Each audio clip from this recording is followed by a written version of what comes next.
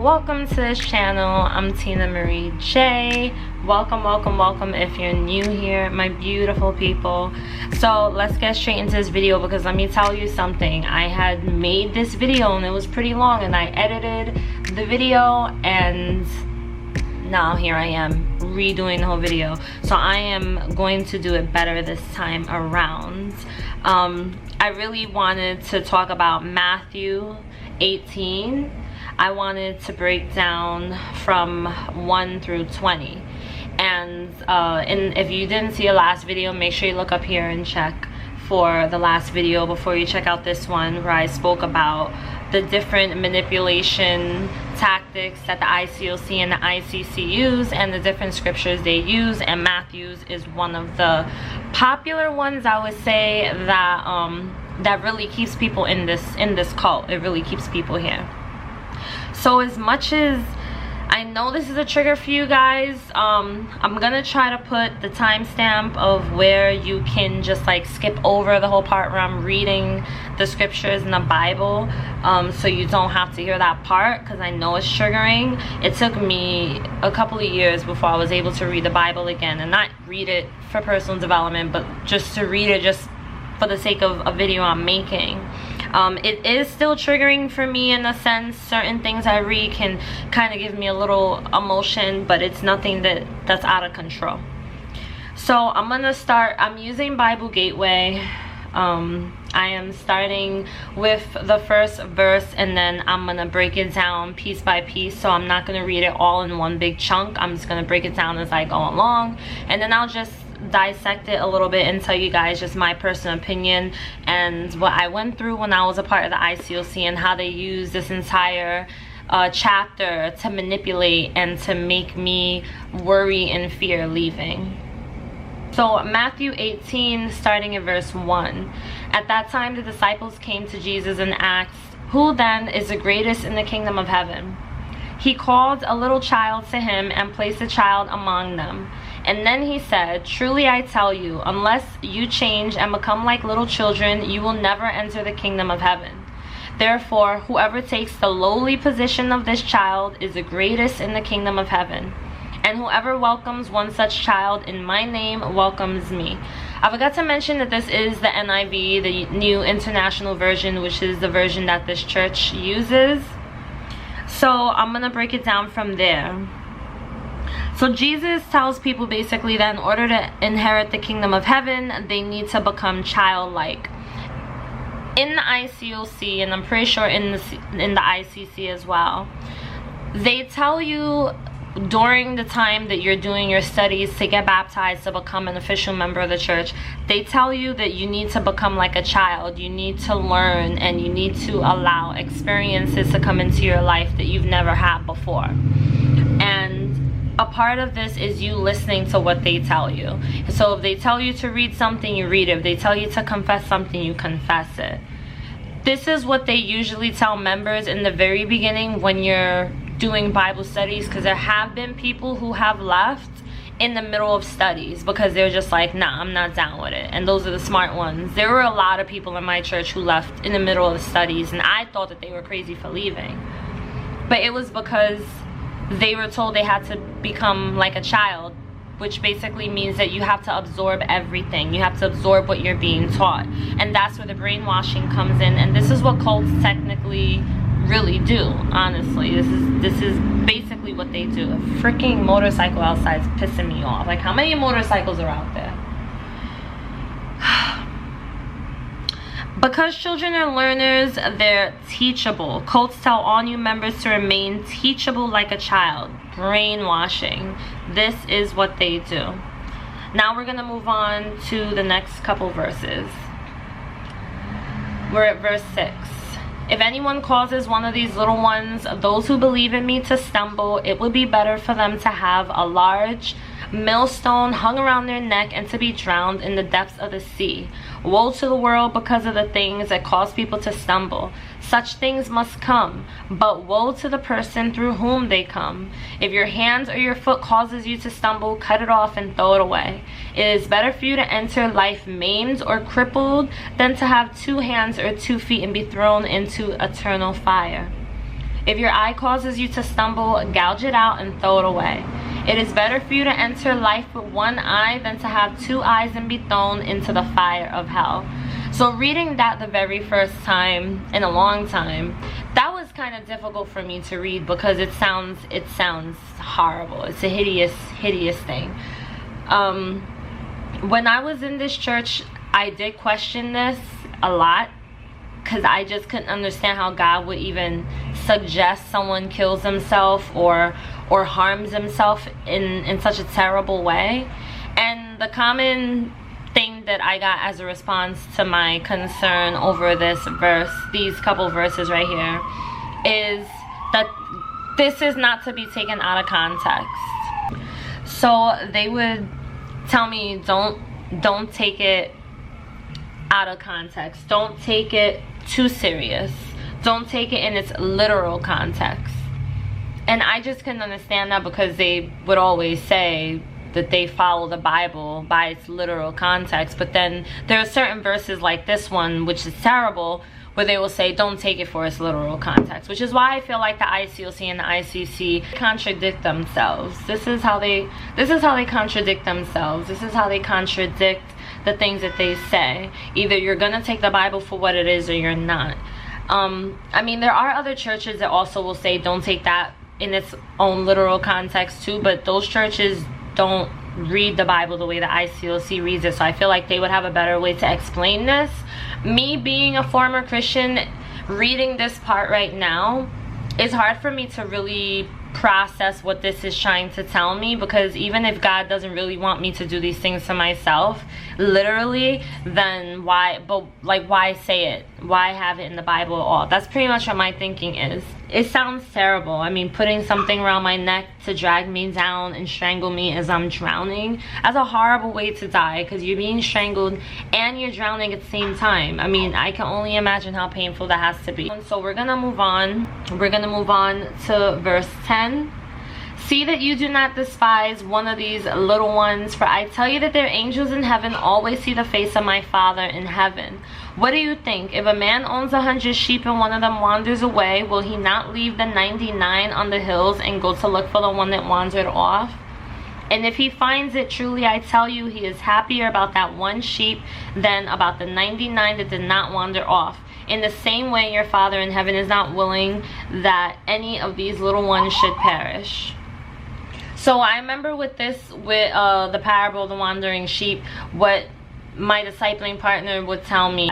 Basically, if I were to ever, after getting baptized, because I now know the truth, they would tell me that if I were to ever wander away, if I were to ever try to wander off, meaning leave the church or not attend as much anymore, then God will come and look for me. And that no matter what I did, no matter where I went, I will always have the truth in the back of my mind, because I already received the Holy Spirit, because I was baptized and I accepted the Lord as my Savior in Christ. And this is what they would tell me whenever I read this. And that used to scare me a little bit, because I used to think like, it scared me after I started to see errors in the church, because then I started to think that I'm doomed pretty much, because I know the truth now. So even if I leave this church, I know the truth. God's gonna come back for me and gonna bring me back to the church, because in this church they do teach you that they're the only true church. They're the one true church, and this is the church you have to be in. And they will tell you that if you go to another church, then most likely you won't get into heaven, because other churches are not following the doctrine the same. Some people will say, oh, it's all right if you want to go to another church, but you are taking a risk, because, I mean, are they teaching the right doctrine? Are they teaching what we're teaching? And this is where they mention the whole wandering sheep. So I always was afraid, if I were to leave, would I be able to continue walking away? Or would some sort of weird, mystical, spiritual, magnetic pull me back into the cult? And so this, I feel like at times they can kind of use this as a way to make you feel trapped, in a sense, make you feel like, damn, I can't even get away, God's gonna come looking for me anyway. Now let's move on to verse 15, dealing with sin in the church.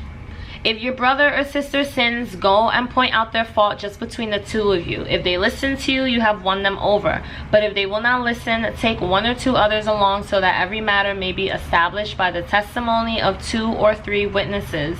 If they still refuse to listen, tell it to the church. And if they refuse to listen, even to the church, treat them as you would a pagan or a tax collector. So I'm going to end it there before I go on to the next couple last verses I want to talk about. So with this one right here, I feel that this is specifically verse 17. If they still refuse to listen, tell it to the church. And if they refuse to listen, even to the church, treat them as you would a pagan or a tax collector. Pagans are basically like people who follow their own thing, or people who believe in all religions, or people who just don't believe in anything at all. That's what they consider a pagan, heathen, basically, when I googled it. Tax collector, I don't know if any of you guys know what the tax collectors were viewed as back in those days. You can leave in the comments, because I did try to find out, but I couldn't figure it out. I'm guessing that they probably just didn't like tax collectors the same way that most of us don't like debt collectors. I feel like these couple of verses right here, the ICOC and the ICC use it. They use it when you don't fall in line to what they say you need to be doing. So if you have a problem with the church and you say, listen, things need to be corrected or else I gotta go, they will treat you like a pagan, and they'll try to use this as a way to justify treating you like a person who doesn't deserve any association with any of the members. Like, you're either with us or you're against us. You're either for us or you're against us. There is no, you go to that church, I go to the ICOC, and we're still remaining in good friendship. That's not how they operate, and this is why they feel that they can justify mistreating people who end up leaving. And then the part about if they still refuse to listen, tell it to the church. So wait, before we go into that part, let's just jump back to 16. But if they will not listen, take 1 or 2 others along, so that every matter may be established by the testimony of 2 or 3 witnesses. This right here is the reason why when you do Bible studies in the ICOC, this is why they always have 2 or more people. It'll never just be 1 person. It's rarely ever even just 2 people, unless you're getting restored. Like when I was doing my restoration studies, right before I ended up giving up and leaving, I had 2 people I was doing it with. But when I was doing my Bible studies, when I first was becoming a member joining, I had like about 5 to 6 women. And sometimes it was different women. It wasn't always the same woman. So a lot of people was getting a lot of private information about me and my life. And they use this. They use this right here. They feel that they need to bring people with them to tell you when you're wrong. They do that in the studies, they do that in restoration studies. If you're a part of a women's group or one of the men's group, if you're a part of chemical recovery, which they call CR. In my church, we called it total recovery, TR, because it was for more than just substance abuse.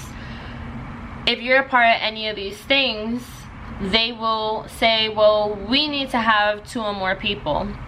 If you're having an issue in your marriage, and your spouse just happens to say something to someone in the church about it, and then a member of the church approaches you, they're gonna bring you into a room and they will have 2 or more people, usually between 2 and 4 people.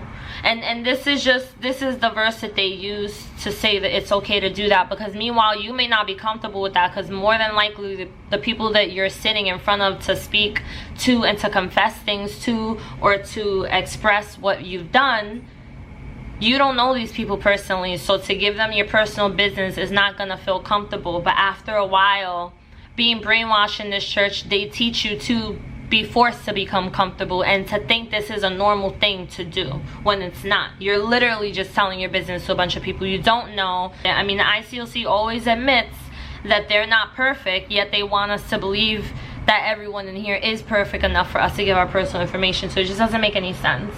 Enough on that. Okay, so now we'll move on to verse 17. They use verse 17 as a way to justify isolating people who are still members of the church but have done something considered sinful, or have refuse something by the leaders, and they will be isolated. Usually you'll see them sitting in the back somewhere or in a corner somewhere. Not too many people talk to them. Sometimes they're the first person to leave at the end of service on Sunday. Yeah, those people, because I always end up becoming friends with those people. So let's move on to verse 18. Truly I tell you, whatever you bind on earth will be bound in heaven, and whatever you loose on earth will be loosed in heaven. Again, truly I tell you that if two of you on earth agree about anything they ask for, it will be done for them by my Father in heaven. For where 2 or 3 gather in my name, there I am. Verse 18 was told to me oftentimes whenever I expressed wanting something. At the time that I was a part of the ICOC, I was living with my in-laws in their attic for 5 years, and I had a very rough time, and my biggest goal was to move out. That was my goal I was working towards. That was just my ultimate goal. And so whenever I had an issue, oftentimes I was told this verse, and they would tell me that when I die, none of this is going with me, so I don't need any materials. And I didn't consider having my own apartment for me and my family of 4 a material thing. I consider it more of something that you need as an adult to have your own place, and that made sense to me. But they managed to be able to find a way to make it not make sense, to where I needed to continue to focus on God. And the reason I didn't have my own place was because I was not focusing on God. So God was not giving it to me, which was all bull crap, which I know that now, as a way to just kind of tell me, you don't need that. You don't need this, you don't need that. If I wanted to get my degree in something, you don't need that. If I wanted to get a certain job, you don't need that. If I wanted to take up a certain hobby, I was working towards my driver's license, you don't need that. You're not taking it with you to heaven. It sounds ridiculous, but literally they will use it for anything possible. And then jumping to verse 19 through 20, for where 2 or 3 gather in my name, there I am with them. So in there, they definitely use that a lot when they say that you should come to church, which is weird, because most churches will say you don't need to go to a church to have God there. Like, you can do something in your house and have God there. But at the same time, they also use this as an excuse to have a bunch of people in a Bible talk with you, or a Bible study, or whatever Bible thing you've got going on. They'll always use this line as a way of saying, well, we need to have this many people. But rarely is it 2 or 3. Usually it's like 4 to 8 people.